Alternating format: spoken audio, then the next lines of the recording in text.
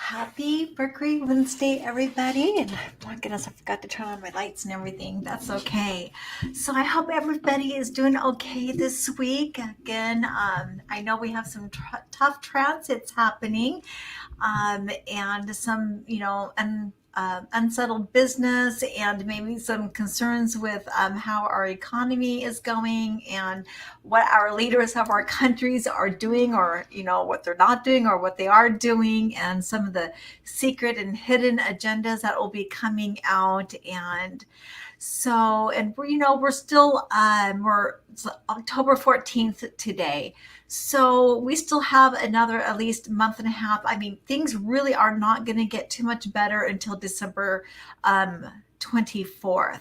So we're in it, people are going to get tired. People are going to get restless during this energy. And we're going to see people act irrational and angry. Not that they're what they're angry about is good. I mean, people need to be angry when they are being used, or when their boundaries are being stepped on, when they're not being valued. Um, and that's what our leaders are doing. They're not caring about the public, and our leaders are there not to serve themselves, but they're there to serve us. So it's not about them. And when they have a very selfish agenda and it's all about them and for them, then you're going to have civil unrest. It just, when things break out into violence where it can, killing people and damaging property, and really hurting people, and people turning against each other, that's when a lot of the very hurt, the permanent damage comes in, and the division comes in, and where we split as a society and community. And when that happens, then we have no way of winning against a leader or leaders, or the government, if you will, that is trying to put us into maybe like a communistic state, or take us in a direction where the vast majority don't want to go. And of course, I'm not going to be speaking about politics and giving my opinion one way or the other, but that's just kind of what is continuing to happen and what's going on right now. So today I really wanted to talk about the moon and the Cancer, the sign of Cancer. But before I do that, let me see here, banners. Let me talk about Somebody asked regarding remedies for star afflictions. So, star afflictions, there are remedies, but the way that I approach the remedies and my personal experience and opinion as far as approaching remedies for star afflictions is vastly different than what they do like in the Hindu culture or the Judaism culture. So I approach it more with pranic healing, energetic healing, chakra realignments and chakra cleansing out and healing your chakras. And I believe that is the best course of action for any remedy. Any planet that is suffering in your chart or is giving negative results, um, it really has to do with some energy blockages or maybe an overactive energy in a certain chakra. Each planet and each house, it really is aligned with a certain chakra in your body and in your system. So that's how I approach it. And you got to do it spiritually, emotionally, and physically. And if you don't do all three, then you're only looking at temporary success and not long-term success with that, what you would call an affliction. But also remember, those afflictions is what gives us that drive to learn that experience and elevate ourselves in our life. So just remember that also. So I hope that I answered that question for you in a way that you understand. And if you don't, please circle back and ask me any other follow-up questions on it. Now let's get on with talking about the moon. And a moon is a Sophic planet, and it is pure receiving. That's all the moon wants to do, is receive, and it wants to feel good. Well, I shouldn't even say it wants to feel good. Of course, we all want to feel good, but the moon is a mother's love for a child, and that is the best description for the moon. And so whether the child gives us bad results, negative, maybe saying something bad to us, doing something bad, we don't care. We're going to love our child anyways. It doesn't matter. We love our children. A mother's love for her child, it doesn't matter what that child does. We're going to love that child no matter what. So that's what the moon is all about. And so wherever that the moon is placed in somebody's chart, and everybody's got the moon in their chart, this is a place where they want to feel peaceful, but they're also very innocent and they're very vulnerable. And of course, when the moon is going to have a different flavor in a certain sign, but also if it's connected with a planet, it's going to, especially if the planet is like Mars or Mercury, it's going to make our state of mind kind of restless and not feel so good, and really kind of give it a completely different flavor. Even though the moon is still wanting just to have that peace. And maybe like if it's with Mars, Mars is like, no, peace, war, fight, courage, go and do. And you can see why the moon and Mars don't get along too well when they're connected, because then instead of the moon being able just to sit back and receive, it it's in that, oh my gosh, I gotta fight for my life, right? I gotta fight, I gotta do, war, everything's war. And so that's kind of their psychology is kind of wrapped up in that. And going on to, so let me see here. So I wrote me some notes so I kind of stay on track here. So the moon, when it's in a Tomastic sign, we are all looking and wanting psychological type of comfort. So like if the moon is in Virgo, or if the moon,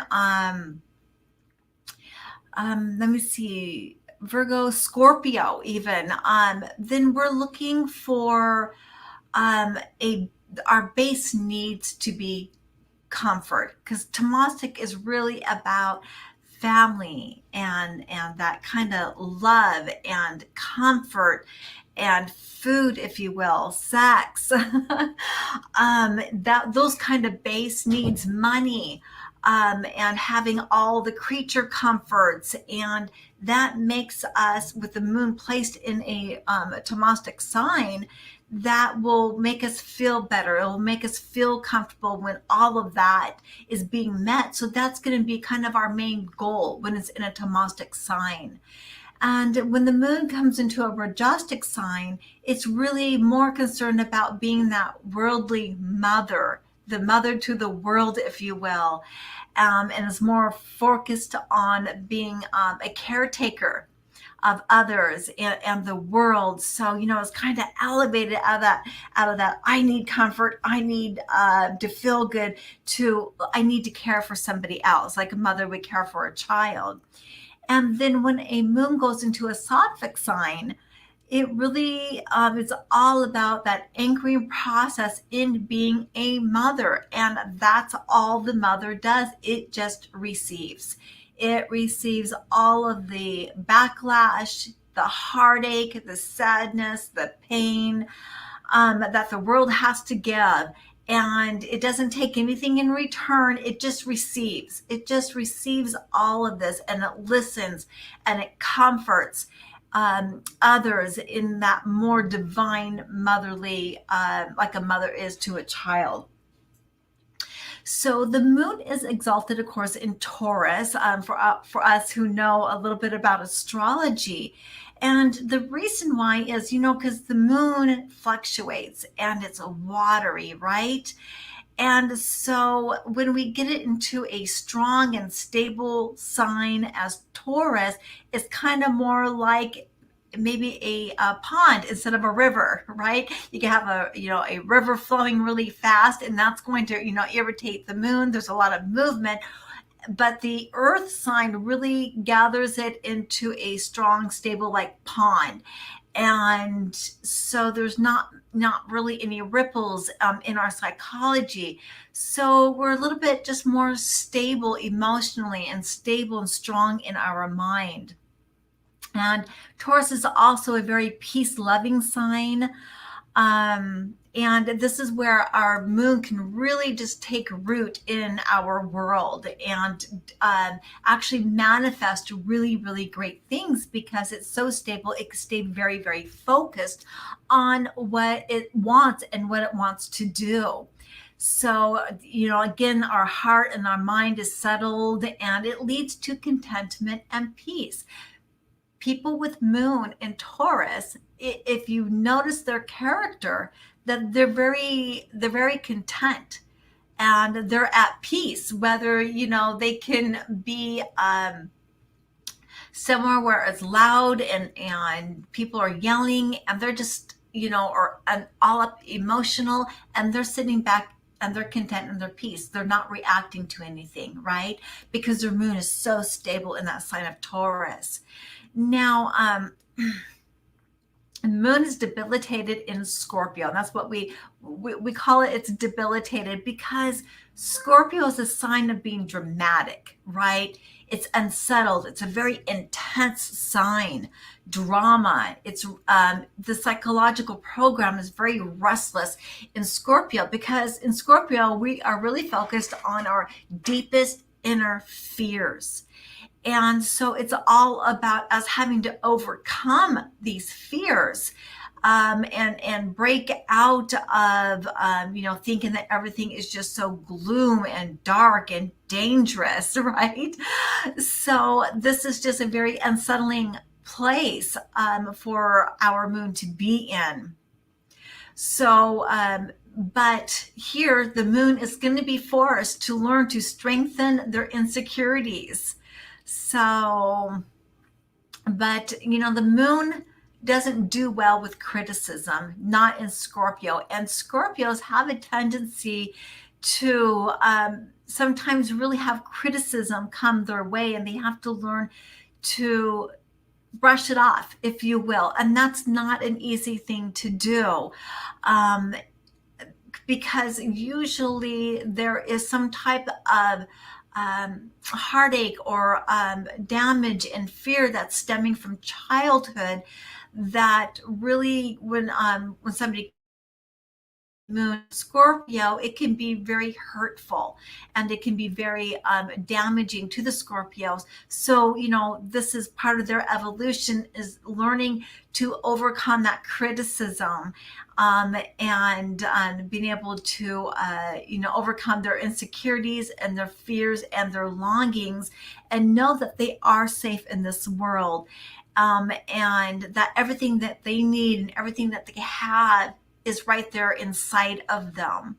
And one of the things that I did also find with Moon being in Scorpio, is these guys were dealt such a hard childhood, and a parent being narcissistic to them, not them being narcissistic. And people really get that confused. From my chart readings and from my experience, Moon being in Scorpio is that these guys are given a hand of, or a circumstance of having to deal with somebody or a parent who is narcissistic, or a partner who is narcissistic, and they're having to really overcome, which, when you live with somebody who's narcissistic, that will give you some insecurities and some fears that you will have to overcome.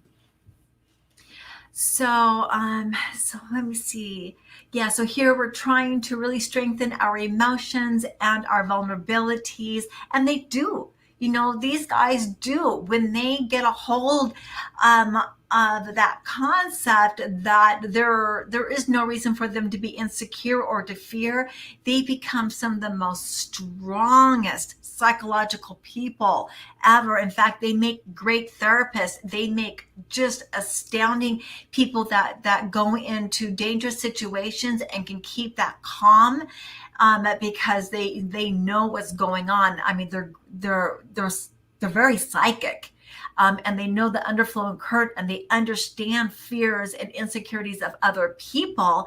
So they make great counselors, or mediators, or people who do work out in the public to help others. I mean, these guys are just wonderful people. They're very deep. So they can go into the deepest part of the psyche and come out with some revelations that we would never even consider. So a lot of respect for people with Moon in Scorpio. But the Moon is always wanting to be stable, and it's always seeking for stability. So it's just a lot more work in Scorpio, but it makes them a lot stronger people psychologically. So the sign of Cancer now, Cancer is a Sophic sign. It's a water sign. And of course, the Moon rules Cancer. And Cancer is all about, wisdom and higher wisdom, but it's all about teaching. So people with the Moon, or even Jupiter in Cancer, these guys are great teachers, to be honest.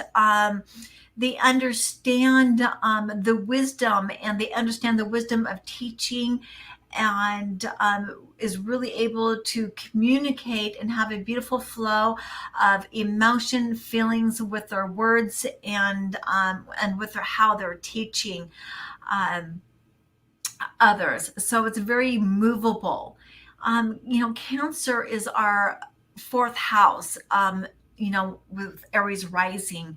And the fourth house is all about our inner peace, our inner world, our inner stability. And so, Cancers, people with Moon in Cancer, or, other planets in Cancer, they are really looking, they feel so deep, especially Cancer rising. Family is so important to them. Values are very important to them.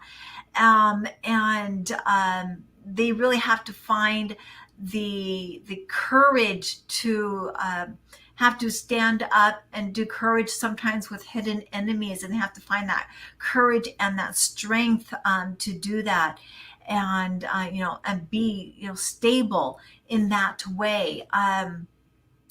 Cancer rising, and I don't know why I'm talking about the rising sign, but it just is indicative of what Cancer really has to do with. But they are highly intelligent people.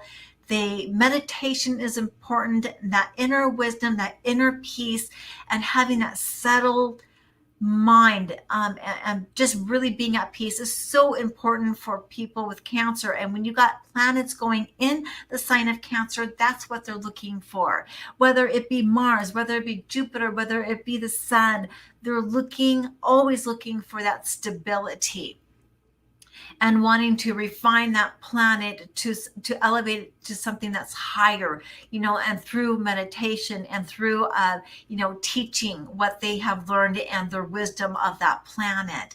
And yeah, some planets in here can act very negative. I'm not ignoring that. But we're just kind of getting the flavor of what Cancer is all about. But they can get very, very angry. They can get very, very emotional if that water is disrupted, right? So, is it a river? Are you putting Mars here in the water where it can explode? In Cancer, it can move sideways. It's the sign of the crab, and the crab doesn't want to get hurt, and it will pitch and to defend itself. So it's kind of defensive. The crabs are always kind of hiding, and really that's what we do when we have our own home. Our home is not open to the public. Our home is our inner sanctuary.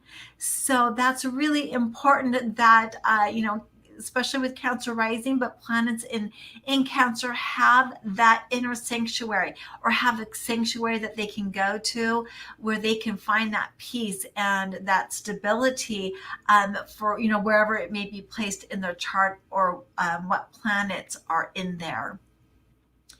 So again, this is an environment about vulnerability, receptivity, longing, fluctuating, and excessive moods. That's what you're going to get with planets coming into the sign of Cancer. So let's see if I wanted to mention anything else today. I want to keep it under 30 minutes, you guys. So planets in the sign of Cancer also will have trouble with boundaries, and they are definitely going to have a longing for relationships. These planets really want to feel good, but sometimes they just don't know how. So that's what they're learning when they're in the sign of Cancer. So Cancer will always try to just gather stuff to try to feel good. And sometimes, especially with Cancer rising, or wherever that planets may be in Cancer, will have more of a bulky appearance, because they gather things, because that gathering of things gives them that stability, and it kind of makes them feel good. And they want to feel that security. They want to feel that peace inside, and like comfort food. People who eat too much, that's so Cancer. I mean, Jupiter gives us fat, but there are people who eat a lot of food who are not fat, but they're gluttony, and they're gluttons. Anyways, they can really overeat a lot, and that's really, that's why food for, comfort food, that's such a Cancer thing. They love sweets, and they love kapha type of foods that make them retain water. This just gives them comfort. So anyways, that is today for Mercury Wednesday. So if you have any questions, please just comment below. And don't forget to subscribe and like and share this video. And I will see you guys all. I'm going to be on the radio tomorrow at XPAC Media at 1 p.m. Eastern Time. So make sure that you join me there. You'll find it on Facebook and on Instagram. So just click on that link, and that will bring you right to where I'm at for my live broadcasting show. So you guys have a beautiful day. Namaste.